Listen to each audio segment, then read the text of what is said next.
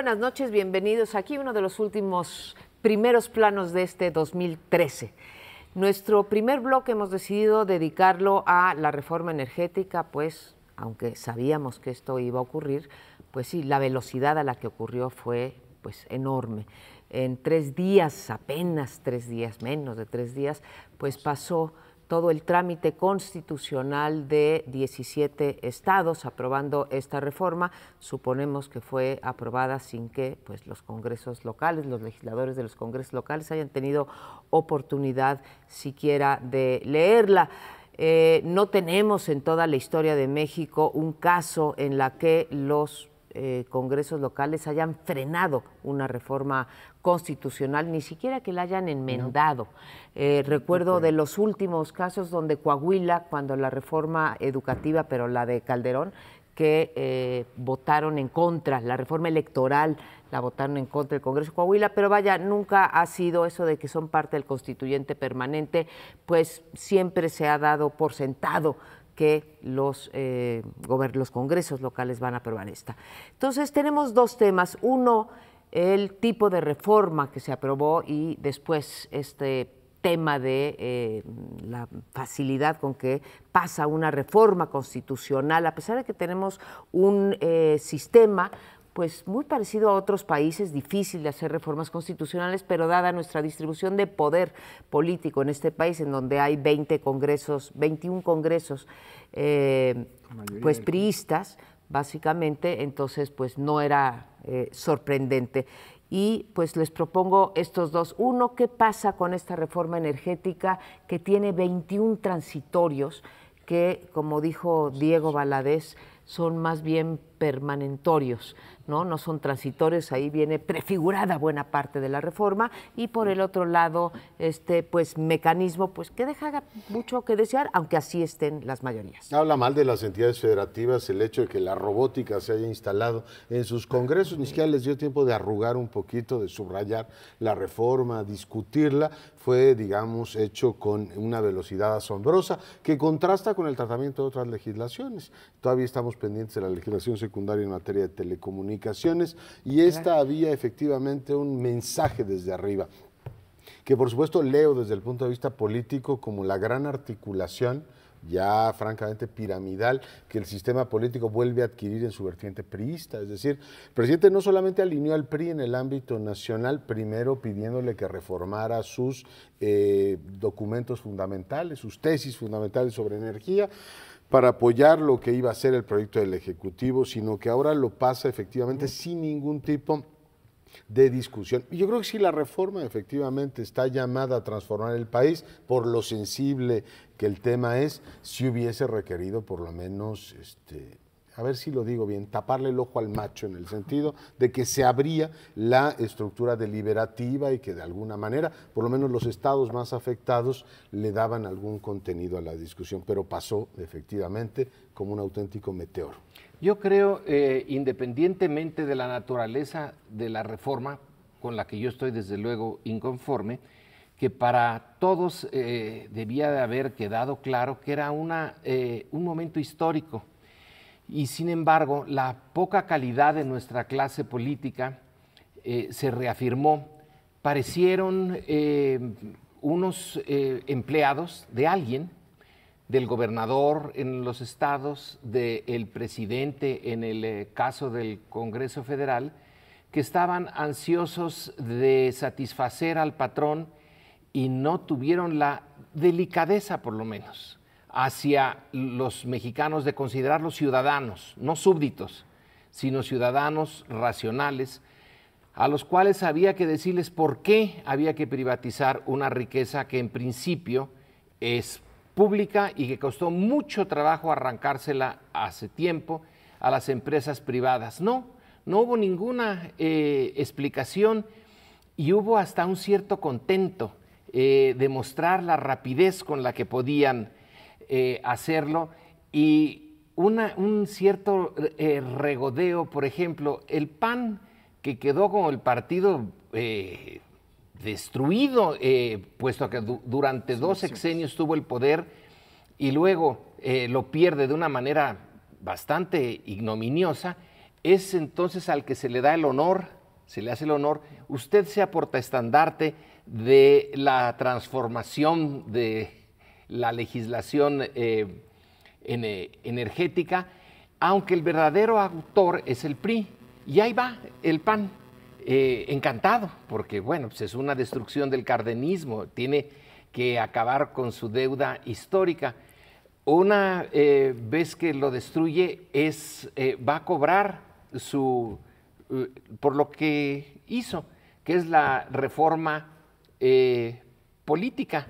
Y la reforma política sale una defecio. Entonces parece que el PRI se burló de todos, se burló del PAN y se burló de nosotros y se burló de la naturaleza misma del sistema. ¿Cómo que son representantes populares que en 10 minutos, en algunos casos, uno de los congresos locales aprueba esto? Es no tener la mínima sensibilidad, o al revés, es tenerla lo suficiente para decirles, ya regresamos, y aquí ciudadanos no hay, aquí hay súbditos. Bien, ya ustedes tocaron varios puntos y para no repetir, me gustaría aclarar que esto que algunos llaman constituyente permanente, del cual forman parte los congresos de los estados, y que, bueno, en la teoría jurídica más avanzada, jurídico-constitucional más avanzada, ya no se habla de constituyente permanente, sino que se habla de poder reformador de la Constitución, porque dicen que constituyente solo es el original, pero en fin, es una aclaración más bien del orden jurídico, de teoría jurídica, ¿no? Los estados, los congresos estatales, en su mayoría tienen que aprobar una reforma constitucional que ha sido aprobada por las dos cámaras en 2/3, las cámaras federales, ¿no? Diputados y senadores, en 2/3 o más. Y en términos generales, lo que se tiene como expectativa es que los congresos locales voten a favor o en contra, pero ya no entren a hacer modificaciones. Pero sí a discutirlas, ¿no? Bueno, pueden discutirlas para aprobar o reprobar. Eso es lo que normalmente ocurre. Esa es la práctica que se da. No para hacer alguna modificación, no se hacen reservas como se hacen en la federal, en los senadores y en los diputados, sino que se dicen, bueno, cuáles son las bondades, cuáles son las ganancias, y después pasan a votar. En este congreso de mi estado al que te referías, de estado de Yucatán, que tiene 25 diputados nada más, son 23 del grupo que estaba aprobando la reforma, PRI, PAN y Partido Verde. En cambio hay 2 nada más del PRD y esos 2 votaron en contra, los otros 23 votaron a favor. Es que ya era una tendencia política, estás a favor o en contra, que se había venido pues explorando por todos lados. La otra cuestión que a mí me gustaría destacar es que, bueno, como ya decía Lorenzo, la reforma que se impuso en su gran materia sustantiva es la del PAN. Si ustedes leen el dictamen, bien, primero, como fue en tiempo primero presentada la iniciativa del PAN, es la primera que se consigna en el dictamen, y se van viendo todos los puntos que plantea y luego los compara uno con lo que se aprobó y ve que es mayoritariamente del PAN. O sea que el triunfo fue bastante grande y lograron introducir varias cosas que a mí me gustaría destacar. Una de ellas es que el artículo 25 fue transformado, que no venía en la iniciativa presidencial, y desde luego estaba opuesto el PRD a todas las reformas constitucionales. La otra cuestión es que sacaron del Consejo de Administración de Pemex al sindicato, que es una señal inicial, porque, bueno, pues es el elemento más corrupto o uno de los más corruptos. Y, ¿sí? ¿No será la dirección de Pemex la más corrupta? Yo creo que se dividen las corrupciones, ¿no? Ahí se van las corrupciones, pero, todos los contratistas, la bueno, dirección, los contratos que tiene el sindicato, incluso para hacer una serie de cosas que no debía hacer un sindicato, sino una empresa, son generados desde el Consejo de Administración. Ahora hay una cosa en esto que dicen ustedes del PAN, que es cierto, o sea, la primera, bueno, o sea, la más parecida a lo que salió es la iniciativa del PAN, y yo creo ahí que el PAN le hizo un gran favor al PRI, porque el PRI quería exactamente ese tipo de reforma y disminuir un poco los costos que de todas maneras va a pagar el PRI porque pues el presidente es priista. Pero en realidad le hicieron un gran favor y es cierto, nunca explicaron cómo pasaron del 2008 en donde decían que era desnacionalizador la iniciativa que quiso pasar primero Fox y después Calderón, a ahora que les parecen no solamente muy buenos los argumentos, sino indispensable para que crezca México. Pero quiero referirme a lo que decías, Lorenzo, de la pobreza del debate. Y la pobreza del debate fue, me parece, generalizada no solamente de parte de los promotores de la reforma. Yo estoy de acuerdo con la reforma, claro, con sus grandes asegúnes de vamos a ver cómo viene la ley secundaria, porque creo que ahí podemos darle al traste con todo.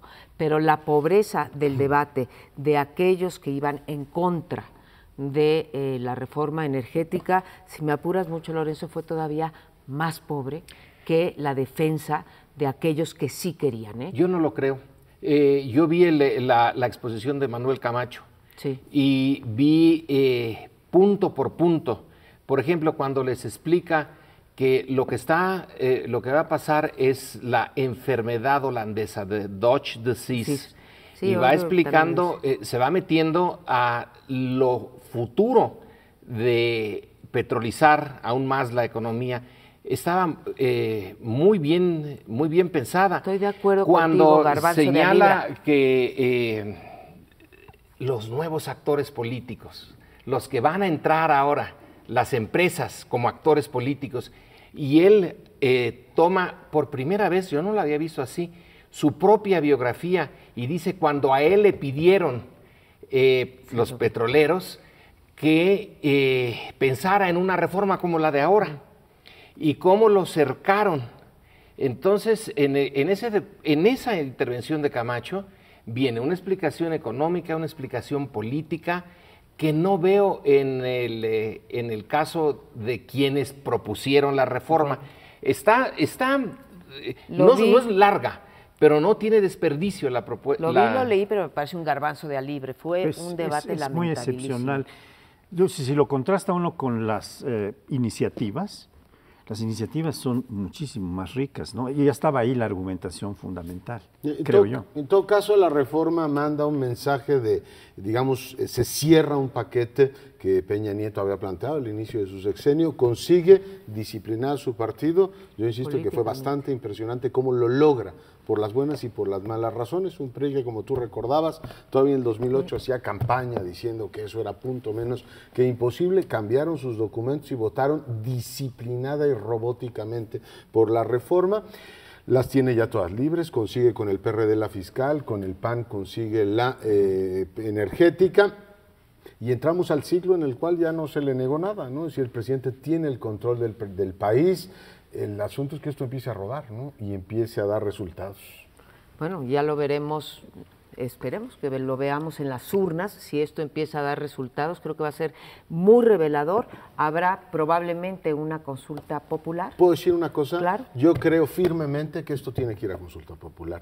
La legitimación por la vía de los congresos, el federal y los locales que ya analizábamos ahora, para mí tiene que ir al soberano, que no ha estado bien informado, ha habido muchísimos elementos, digamos, que han confundido a la gente, pero en términos generales, con esto termino. Pues yo difiero, María Amparo, creo que debe ir a consulta. Yo difiero, creo que debió haber ido a referéndum antes de ser promulgada, pero le sacaron los legisladores que no hicieron la figura del referéndum. Y en cualquier caso, tendría que ir con reglas, porque si Televisa es la que se encarga de preparar el entorno, gana sin necesidad siquiera de que vayamos a contar los votos. Bueno, hay reglas y la legislación promete ser una que va a provocar muchos litigios por cómo está hecha de compleja, la cantidad de reglas, los medios de impugnación, va a ser una cosa complicada, pero creo que no es la figura adecuada la de consulta popular desde mi punto de vista. Espero que la usen. La referencial podría ser la más. Yo espero que usen la iniciativa popular para hacer otra reforma constitucional en todo caso, pero nos tenemos que ir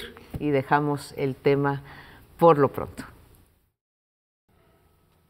En encuestas recientes se ha detectado que la gente ve las reformas generales, todas estas que hemos estado discutiendo, la política, la energética, la fiscal, como reformas distantes y de manera sistemática, por lo menos en las últimas 3 encuestas, recuerdo de memoria una de GEA, la gente dice, oiga, el tema anticorrupción se les ha olvidado a los políticos, lo han dejado, y esta idea de que la corrupción forma parte de, por supuesto, el funcionamiento normal de las instituciones mexicanas, una especie de SIDA que marca la vida nacional, no parece ser una prioridad de los políticos. Antes de terminar su sesión, el Senado de la República decidió sacar, por supuesto el asunto está todavía en el limbo legislativo, la figura de esta organización, de esta agencia anticorrupción, que no deja del todo claro efectivamente hacia dónde van las cosas. 3 críticas principales se han enderezado en una carta brillante que México Evalúa le remitió a los propios senadores. La primera es esta idea de que no tenga facultades de acusación, que tenga que pasar por el tubo de la Procuraduría General de la República, lleva a que la agencia nazca sin efectivamente una fuerza suficiente. De todas maneras, la idea de que haya un señor ultrapoderoso que esté sancionando a corruptos es una idea bastante, digamos, pueril, dada la naturaleza de un sistema como el mexicano, en el cual la corrupción forma parte del tejido institucional. La segunda es que se devuelve a los secretarios de Estado y jefes de despacho la posibilidad de nombrar a sus auditores, es decir, yo despacho, yo dirijo y además nombro a mi auditor, con lo cual el asunto pues no va muy lejos. Y en términos generales es una figura descafeinada. Quisieron, yo no sé si para taparle el ojo al macho, y traigo esa expresión muy a la, ¿cómo se llama? A la punta de la lengua, una figura de 3 ciudadanos que van a estar ahí como consejo consultivo. No sé si van a ser los 3 fantásticos o va a ser un trío que se va a poner a toda la corrupción en el país, pero suponer que eso es la garantía de luchar contra la corrupción es mucho suponer. Es interesante que se haya puesto toda la carne en el asador en la reforma que significa dinero, dinero contante y sonante para alguien, para las empresas, para los que les den, abran la puerta a las empresas. Alguien calculó, es un cálculo, ¿cuánto puede valer lo que se supone que son las reservas de petróleo y gas en conjunto en México? Le pusieron 3,000 millones de dólares. Vaya. 3,000 millones de está bueno el tesorito que ahora se pone en subasta. En un país arruinado desde hace mucho tiempo por la corrupción. ¿Qué tal si hubiera sido al revés? Si se hubiera puesto toda la carne en el asador para enmendar ese mal histórico mexicano de la corrupción y luego, pero luego, ya habiendo hecho la gran tarea histórica de enfrentar el mal mexicano, podemos llamarlo así, el mal mexicano. No somos los únicos, pero lo tenemos. Entonces se hubieran ya propuesto el otro tipo de reformas. Pero como dices, Leonardo, aquí pareciera que lo hicieron para taparle el ojo al macho, para que no digan que no nos metemos en la corrupción, pero nos metemos en la corrupción corruptamente, para que esto amarre. Hacemos una cosa deleznable y les decimos, ya cumplimos, Ahora, si no funciona, pues nosotros cumplimos. Pues yo creo que ni el ojo al macho alcanzaron a taparle con esta propuesta que pasó el Senado y que pues vimos que la Cámara de Diputados, pudiendo haber seguido sesionando, cerró y ya pues la dejó para mejores tiempos. Hay un gran incumplimiento, es muy impresionante. En el pacto el mayor incumplimiento está en ese quinto eje que es rendición de cuentas, transparencia y corrupción. Ahí es donde menos éxito se tuvo y pues yo me pregunto, cuando tú dices, Lorenzo, con toda la razón, que pues sí se apuraron mucho y se logró hacer, no, esto no lo dijiste tú, pero supongo que estarás de acuerdo, se logró hacer una coalición ganadora en el Congreso para pasar rápidamente la reforma energética, con sus dificultades, pero acabó pasándose. Y lo que yo me pregunto es por qué no se hizo una coalición ganadora en el Congreso para pasar la reforma anticorrupción, una reforma anticorrupción que medianamente, ¿sí?, buscara la prevención, tuviera castigos adecuados, en fin. Bueno, pues porque a ninguno de nuestros 3 partidos grandes, los chiquitos asumo que no cuentan para esa gran coalición ganadora, se pudieron juntar para telecomunicaciones, para energética, pero para aquello que les puede afectar a ellos, no se quisieron juntar ninguno de los 3. A lo mejor ahí está la coalición ganadora. Ahí está, la hicieron claro, para defender sus intereses, porque no estamos ganaran. hablando de corrupción de el sector público, no decimos que no haya en el sector privado, pero ahí sí hubo una coalición ganadora, en efecto, ¿sí? Para mantener sus privilegios y sus preventas. Pero yo creo que la coalición que podía ganar, si no era la ganadora, porque la ganadora era PRI-PAN, estaba claro, pero la que podía ganar en el terreno de la transparencia y de la rendición de cuentas, era la coalición PAN-PRD, como se dio para alguna otra reforma, o se ha dado en algunos momentos para algunas otras reformas.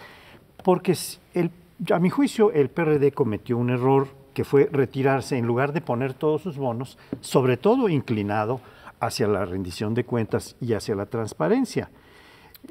Claro que cuando uno ve los panoramas en donde el PRD ha gobernado, pues no hay mucha transparencia en el Distrito Federal, hay una corrupción pavorosa, pero ahí es donde está el error, me parece a mí, porque estamos en un tiempo de coaliciones, que se hacen para poder lograr las mayorías necesarias en cada órgano, sean calificadas o simples mayorías. Pero esta vez ahí hubo un error. Yo creo que sí se podría haber tenido una alianza entre PAN y PRD si el PRD no se retira y se pone nada más a bloquear, etcétera. Cosa que era, pues no taparle el ojo al macho, pero hacer el cuento, porque sabía que en donde bloqueara iban a saltar los bloqueos, como ocurrió en todos los estados y desde luego aquí en las 2 cámaras federales, sino poner sus bonos, hacer el debate mucho más profundo para poder incluir en estas reformas que se han hecho el asunto transparencia. Y creo que ahí me parece que ese fue un error. Entiendo perfectamente la ironía, esto de la coalición ganadora, pero me resulta intrigante desde el punto de vista incluso del incentivo político. ¿Por qué demonios al PRD no le interesa, que es, digamos, el partido más pequeño de los 3, impulsar una reforma en esa materia? Tanto por la vía de la demostración, es decir, aquí en el Distrito Federal, decir, a ver, el Contralor lo va a nombrar la primera oposición y va a ser independiente. Aquí donde ellos gobiernan y tienen mayoría, no les ha interesado demostrar eso. Los panistas tienen auténticos, ahí está el caso de Aguascalientes, de Guanajuato, no cito todas las entidades que han gobernado. No es verdad que tenga ningún interés en cambiar esto. Y el Partido Revolucionario Institucional se pinta solo en esta materia. Es decir, no alcanzo a entender, a menos que verdaderamente se beneficien de una manera descomunal, ¿por qué no tiene un partido un incentivo político para luchar por eso? Digo, no me voy a extender en la comparación, pero Letta, el primer ministro italiano, acaba de pasar una draconiana ley en materia electoral que entre otras cosas va a obligar a los ciudadanos a que digan, a ver, de su declaración sobre la renta, ¿usted quiere darle el 0.2% a tal partido? Digo, si nos preguntaran eso a nosotros como un mecanismo de financiamiento de los partidos, a lo mejor algo cambiaría. Pero insisto, entiendo perfectamente su ironía, me sigue resultando intrigante por qué demonios a nadie le interesa en este país combatir la maldita corrupción. Dice México Evalúa que es un tema de seguridad nacional, entonces ya me dirán. Disiento de ti, entiendo también, como tú dices, tu afirmación. A nadie le interesa en este país, no, yo creo que a muchos nos interesa, de la clase política, que para entrar a esa clase política hay necesidad de unas orcas caudinas que digan, solo los corruptos pasan. Y entonces ya eres miembro de la clase política. En ese mundo chiquito, ruin, poco transparente de la clase política, ahí sí creo que a nadie les interesa, ni incluso dices el partido, el más pequeño, el cochinito lindo y cortés, que es el PRD, todos son cochinos. Exacto. Oye, a ver, yo nomás una cosa, porque sí me parece que tenemos una clase política pues corroída por la corrupción. Debe haber, sin duda, hay excepciones, no todos los que trabajan en el sector público lo son, pero no es un mal, Lorenzo, creo yo, de nuestra clase política, porque cuando vemos las corruptelas que hay adentro, se dan siempre de un lado de la oferta, están los privados y de la demanda están los públicos y al revés también. Entonces, aquí, cuando uno revisa las encuestas de corrupción, por ejemplo, de los empresarios, ¿sí?, sabemos que el 60% de los empresarios dicen que dan mordidas.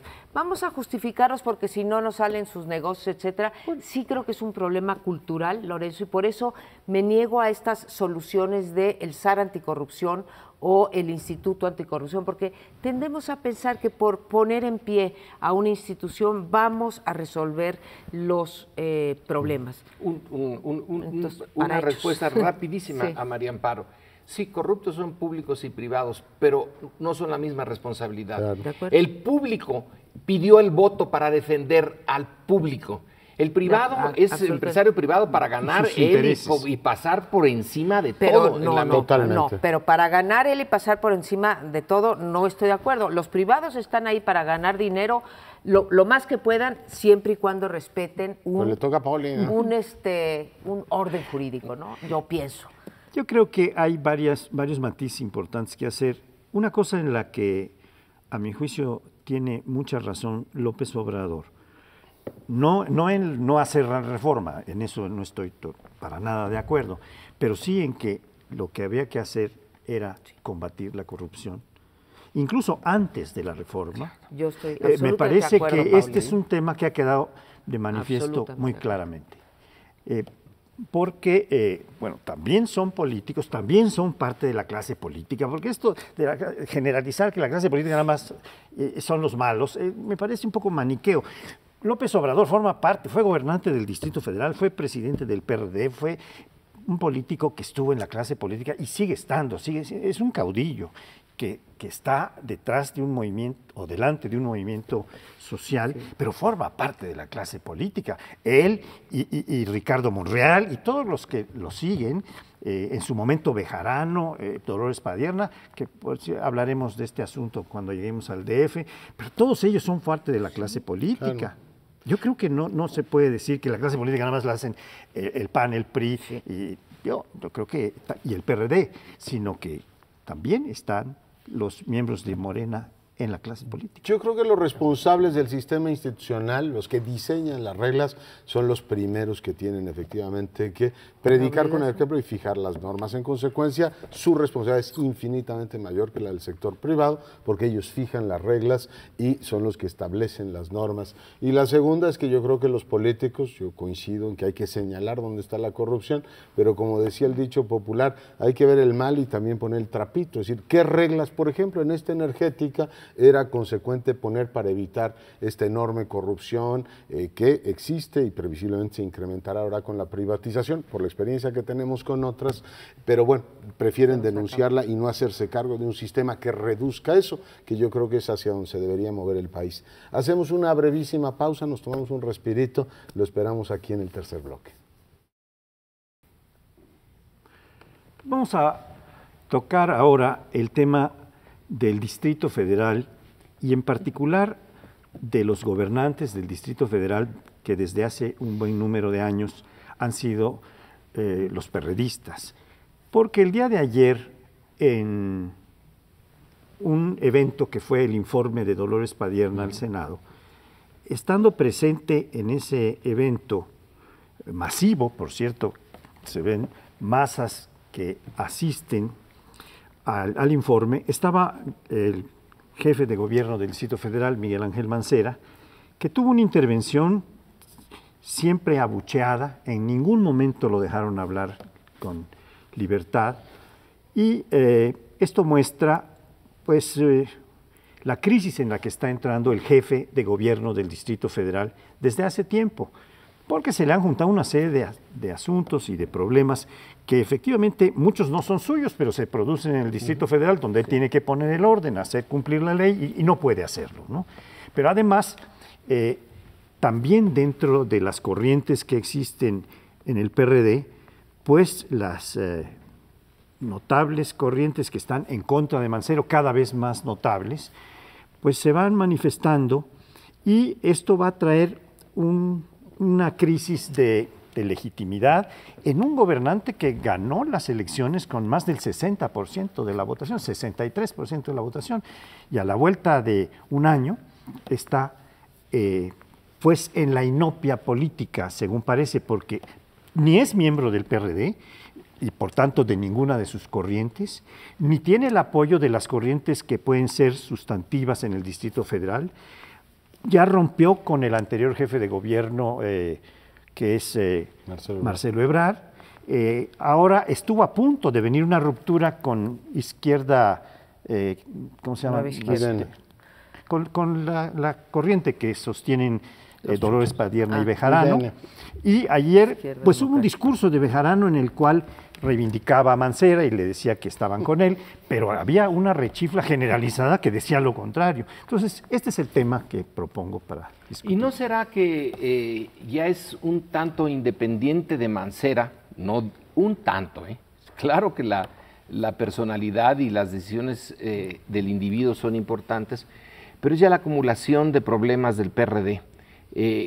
Son ya varios sexenios, no resolvió el tema puntual que hubiera sido que es diferente de los otros. Es decir, yo con el ejemplo, yo PRD con el ejemplo, yo les voy a mostrar lo que son militantes sacrificados, que van a las delegaciones, van a tomar estos puestos y van a hacer una cosa muy distinta.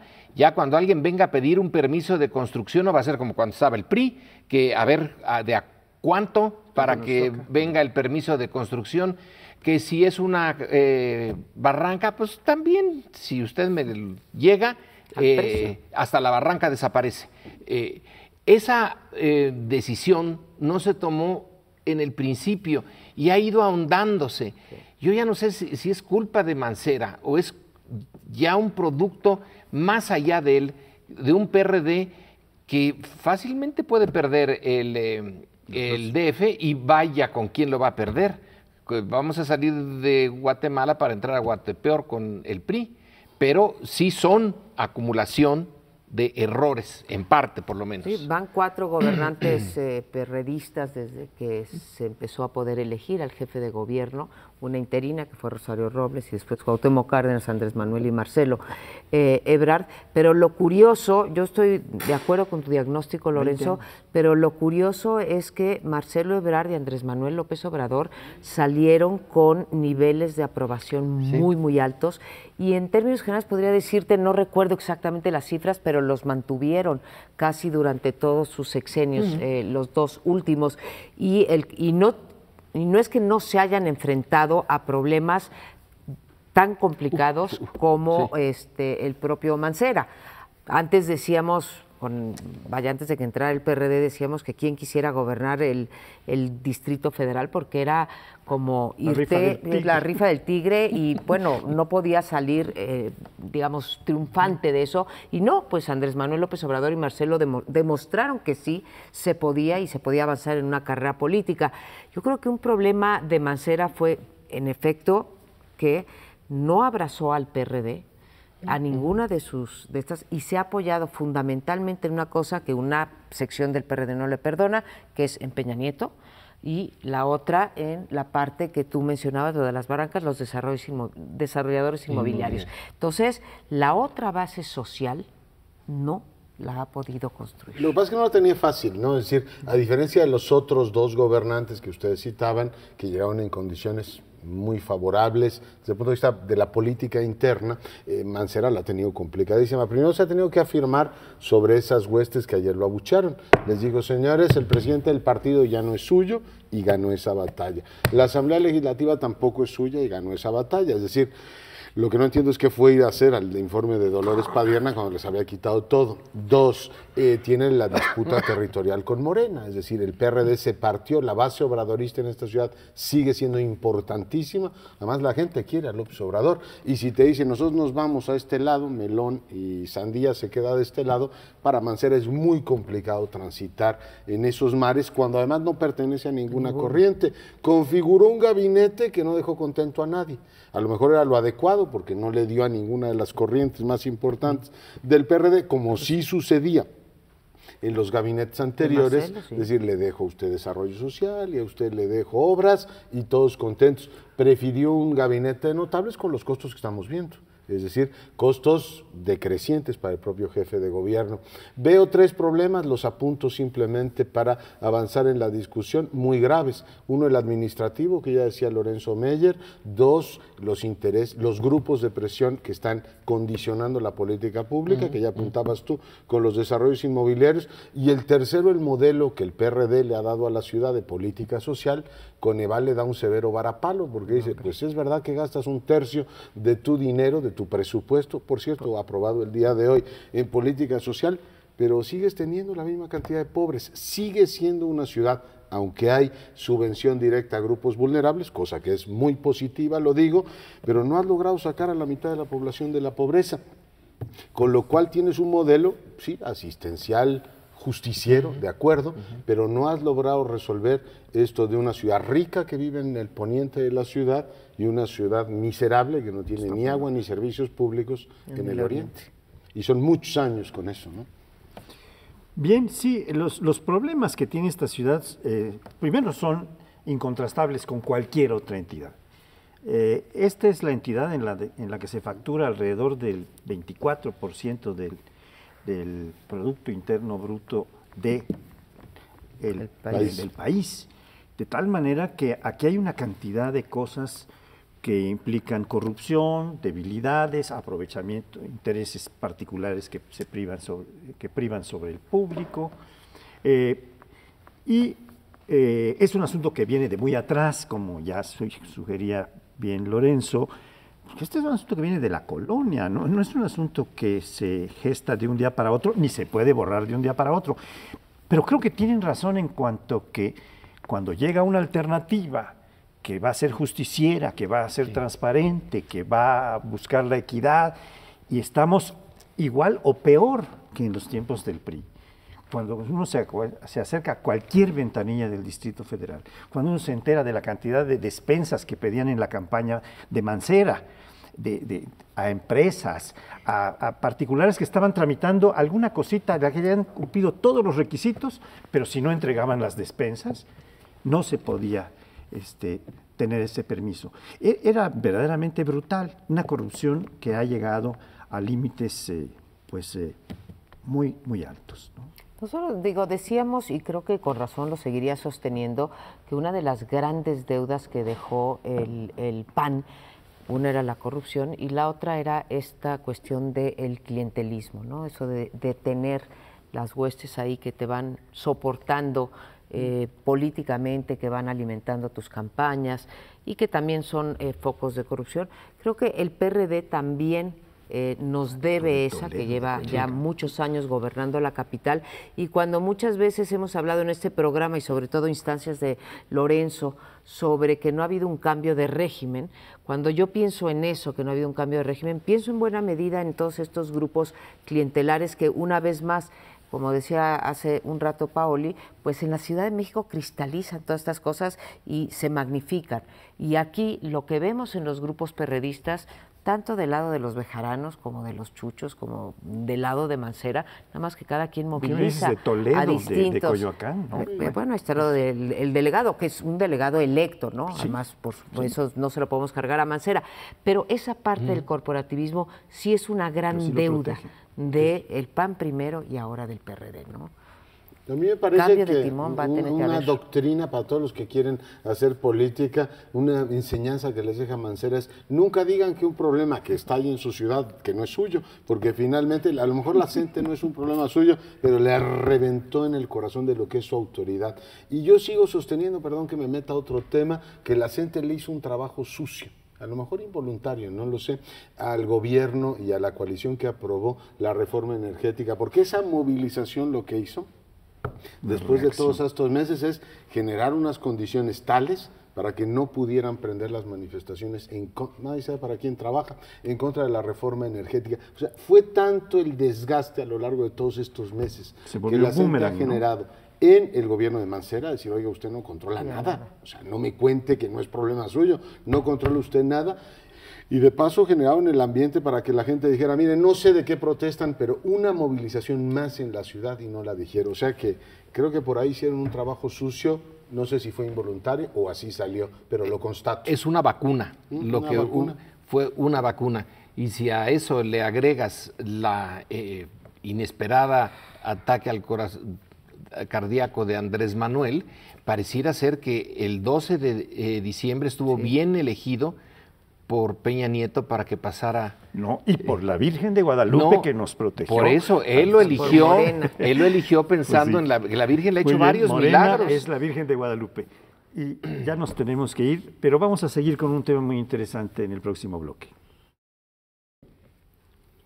Consideramos obligado cerrar esta parte de primer plano con una referencia fuera de México, porque es una referencia universal y es una referencia moral.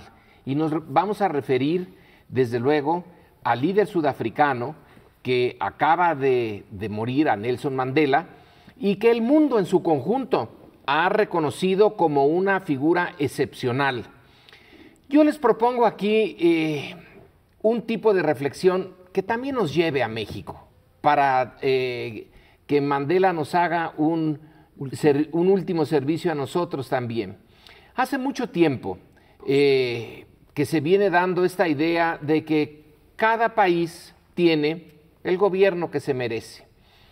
Una manera un tanto resignada para decir, bueno, si tenemos esta pésima calidad de política en México, pues es porque la sociedad es pésima y no se puede evitar. Creo yo que Mandela nos debería de llevar a cuestionar por lo menos esto. Tenemos en Sudáfrica una sociedad como la de aquí originalmente conquistada, una sociedad pobre, una sociedad dividida, no nada más entre negros y blancos, sino entre la propia mayoría negra de Sudáfrica. Había una división y fuerte que llegó incluso a la violencia. Está también el tema de la corrupción, el eterno tema. Y sin embargo, de esa sociedad que tenía o tiene mucho para que sea una sociedad perdedora, surge quizá el líder más interesante, más importante, más inteligente, generoso, valiente de la última parte del siglo XX. Si me apuran, de la última parte del siglo XX, porque también quiero reconocer a Gandhi, no decir que es el héroe del siglo XX, es uno de ellos. Entonces, si de esa sociedad pudo salir Mandela, de la nuestra. Yo creo que deja Mandela una experiencia muy útil para México y para el mundo, y es que es, incluso por encima de Gandhi y de muchos otros, el liderazgo más completo que hemos visto en los últimos años. ¿Por qué digo completo? Hay liderazgos que son inspiracionales, visionarios, el de Gandhi, el de todos los libertadores. En América Latina tenemos muchos que han logrado eso, de ilusionar a los pueblos por un cambio.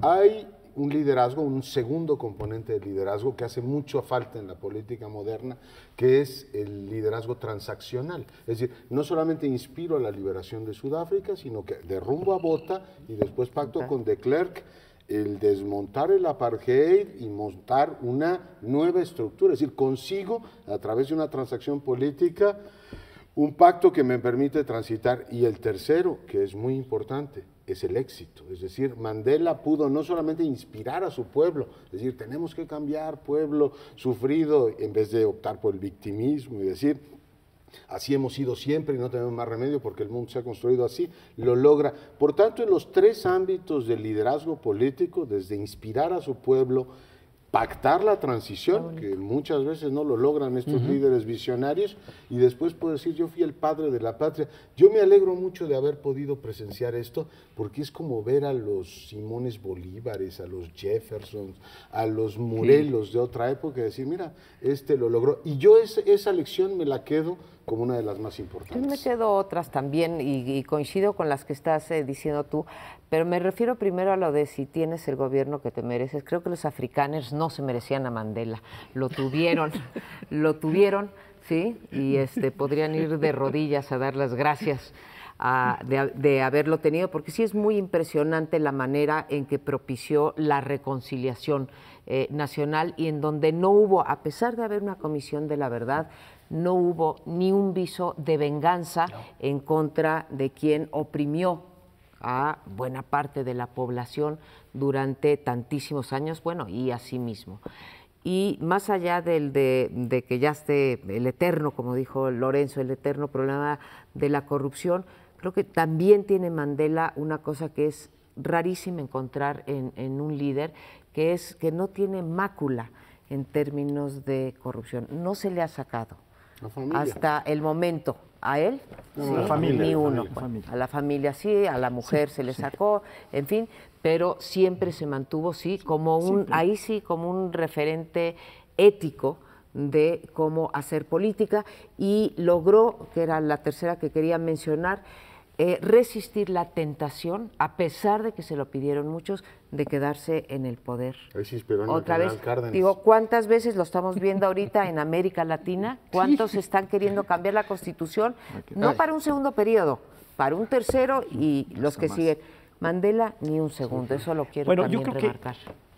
También habría que decir que esta figura paradigmática, emblemática, carismática, todo lo que ustedes quieran de Mandela, se hace en la cárcel, porque sí fue y aprovechó la victimización, que fue de muchos años en la cárcel, 27. Muchos años, y desde ahí sostenía un liderazgo moral muy importante. Ahí no tuvo tiempo de corromperse ni posibilidades ni ocasión, pero fueron decenas de años. Creo que como 27. 20 y tantos, 27. casi 30, casi 3 decenas de años. Ni su familia tenía ocasión, como la tuvo en un breve lapso en donde se aprovechó. Siempre hay algún aprovechado que quiere utilizar las influencias del papá, del tío, del abuelo, y ser diputado, senador. Pregúntenle a los parientes de doña Elvester, ¿no? Ahí están, bueno. Ese es el antiliderazgo, ¿no? Ese es el anticarisma, es el antiliderazgo moral. Y yo quisiera destacar otra cosa. Mandela crece en un tiempo en que crece la defensa de los derechos humanos. Allí hay otra figura, ya que mencionaron algunas, como Gandhi, etcétera, que es Luther King, que es también de su misma raza y que también tiene... Y ese no dice cárcel, ese es asesinado, ¿no? Como los Kennedy, etcétera. Pero yo creo que en este tiempo de protección de las minorías, de protección de combate a las dictaduras que violan todo tipo de derechos humanos y torturan, etcétera, etcétera, también vino con un impulso de una conciencia global que en materia de derechos humanos es de lo más positivo que hay, porque en otros vectores de la globalización son destructores de las sociedades y de la moral incluso, pero el vector, la fuerza de la defensa de los derechos humanos en la que está inscrito Mandela, creo que ayudó a este impulso y a esta consolidación de este liderazgo, ¿no? Yo le he estado pensando a este tema desde hace mucho, eso de que si la sociedad tiene el gobierno que se merece, porque en general sí coinciden, pero en este caso de Mandela también dándole vueltas, veo muy positivo que de esa terrible sociedad sudafricana surja algo que es ejemplo para todo el mundo. Y a la vez me doy cuenta de que ya estamos viendo la decadencia de ese sistema. Que ahora hablábamos del abucheo que tuvo aquí en Mancera. Para abucheos, el que acaba de tener el presidente de Sudáfrica en el funeral de Estado de Mandela, con más de 100 jefes de gobierno y de Estado, a la hora de presentarse en el estadio es uno de los abucheos más espectaculares. Pocas veces se ha visto eso. Planetario. Y no es enteramente sorpresivo, y desde luego que sí es explicable, porque Sudáfrica está cayendo en que el Partido Nacional Africano, el de Mandela, el que él creó, el que él lideró desde la cárcel, es ahora un partido corrupto.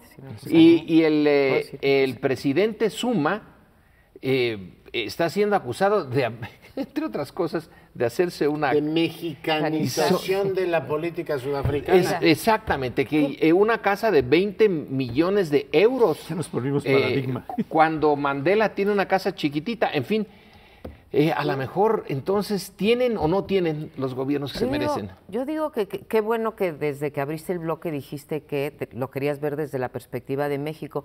Yo creo que una enseñanza ahí sí menos positiva para los sudafricanos, pero positiva para la política, es que no alcanza la voluntad de un líder, por más carismático que sea, para transformar un país, y ahí estamos viendo los problemas que sufre hoy Sudáfrica. Yo me acuerdo hace algunos años escribía John Carlin eso de la mexicanización de Sudáfrica. El ejemplo de no reelegirse es un ejemplo que viene de Cárdenas, ¿no? Es decir, tú eres todopoderoso, tienes todas las condiciones y evitas efectivamente el reelegirte y le das a un sistema una particularidad con partido hegemónico, todos los elementos de corrupción que ya tiene, por eso le llaman la mexicanización de Sudáfrica. Mucho tenemos que aprender nosotros del liderazgo de ellos y mucho tienen que aprender ellos de nosotros, de evitar todas estas distorsiones que el partido hegemónico genera. Es que las dos cosas van en paquete.